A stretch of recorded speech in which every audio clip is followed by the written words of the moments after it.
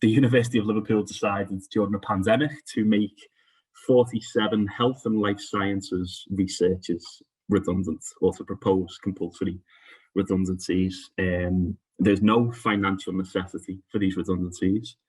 The University of Liverpool is a very wealthy institution. Recent turnover is well over £500 million, and their projections for this year, the financial year, look to have a surplus of around £16 million. So there's absolutely no financial need for this whatsoever. What part of the original rationale behind it was that this was designed to help address health inequalities in Liverpool, because well-paid, secure employment isn't a key contributor to a healthy life outcome, obviously. And then within this, staggeringly, the people who are at risk, we have mental health trainers, people who train clinical psychologists on programs when funding for mental health services in the NHS is at an all-time low. We're losing academics within there. There are head and neck cancer experts when Liverpool has 3 times the national rate of head and neck cancer, and rare bone disease, Paget's disease, which is a very rare disease, experts within that. And most staggeringly of all, a member at risk who is looking and has pivoted their research into looking how to develop new treatments for COVID. And the university have celebrated this individual's work at some point. Also, and I should say the criteria that is being used is very apt when we've had speakers from kind of Uber as well, and you know, we're talking about, you know, tackling financial capitalism and big institutions, because the criteria being used is Amazon rank and yank tactics, really, where these people are at risk based on the level of income they generate for the institution, not the quality of their research, not their teaching, nothing to do with that, just how much money they bring in to the organisation in terms of research grants. I mean, you know, how that could be an indicator of anyone's contribution to any organisation, let alone a university, is incredible. So, you know, I think this is kind of important for, I don't think I'm probably telling anybody a surprise who's in this room, but for a lot of people who are unaware that universities are not these wonderfully gilded liberal institutions where everyone has a nice time. They're as ruthless and abhorrent as employers as there are out there. Their treatment of students, from the racial profile of Manchester students to the chasing of rents and, you know, the kind of accumulation of capital through their kind of their shoebox halls of accommodation at the expense of anything else, it is a sign of how they operate. But our action so far, as was outlined, has been very strong. Our branch had the biggest ever turnout we've had in an industrial action ballot.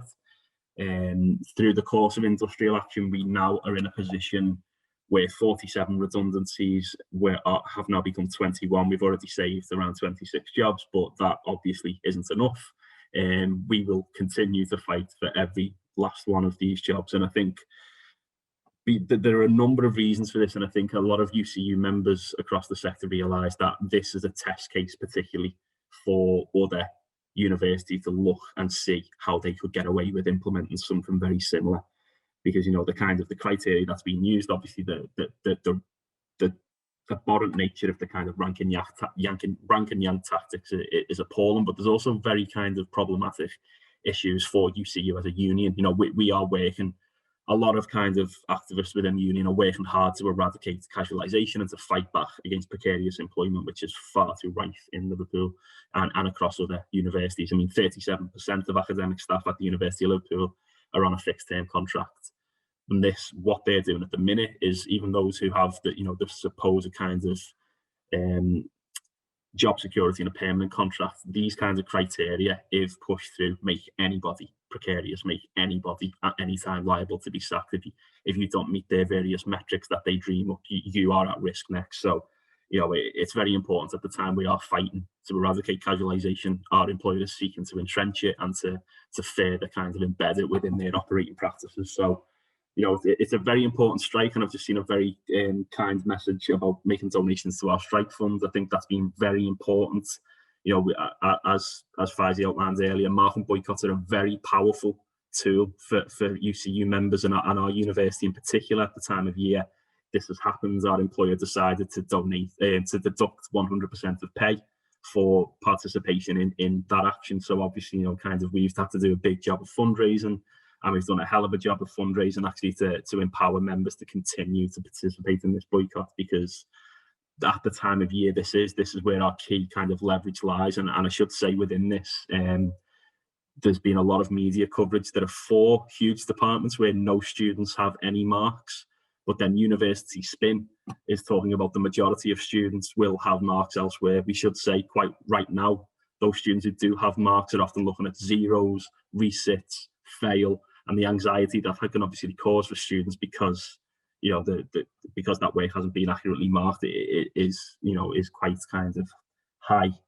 But the student support has been absolutely phenomenal. There's been grassroots students, not affiliated to any kind of student union politics, who've organised demos on campus. The student union has been fantastic too. You know, again, it's kind of an area where our interests are mutually aligned, and that solidarity can be built, because unsurprisingly, students don't want to see their lecturers be sacked. So, you know, the complete kind of attempts once again for management to play divide and rule has backfired massively. That we're looking at one of the biggest ever campaigns now of staff student solidarity, and I think that's really important. And there's lessons to be learned, as I was saying earlier, about how students organise and how UCU and other unions can learn. Really, I think, you know, kind of this is, however this goes, I think our branch and particularly will be wanting to talk, you know, we've always worked with students, but much more about kind of our aims are common. You know, that we always talk about the need to eradicate marketisation, to fight for a free education system, to fight for a kind of carbon neutral university, and how we can do this in a mutually kind of inclusive way is really important, I think, because, you know, it's not a trite cliche to say that students' learning conditions are staff's working conditions. It is a fundamental principle of the university system. So I think that support and solidarity we've received has been a huge boost in this.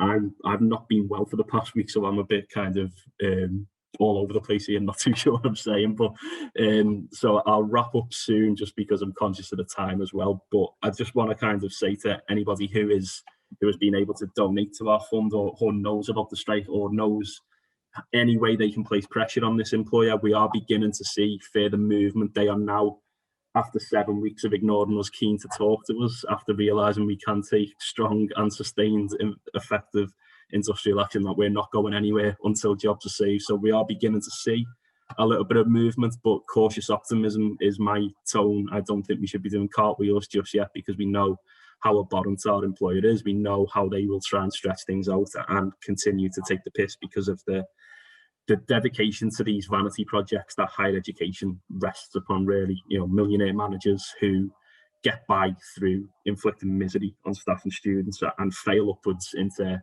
better jobs, better paid jobs, and you know, kind of peers and everything else that follows that. So I think that there's a long way to go still, and any organisation that sends messages of solidarity, or, you know, can do anything, is always a big boost to our members. Like Fazi said, it's one of the biggest UCU strikes in quite some time, and to not kind of blow smoke up our own arses at a local level, it's probably now the biggest dispute since the Dockers, which is always a kind of a nice thing to say as a Scouser, to know that kind of that's the scale of the action we're in, because of the numbers involved and the time involved in this. So thanks a lot for allowing me to come and update on this, and you know, here's hoping for a big win for a union that our labour movement desperately needs. Thank you, and solidarity.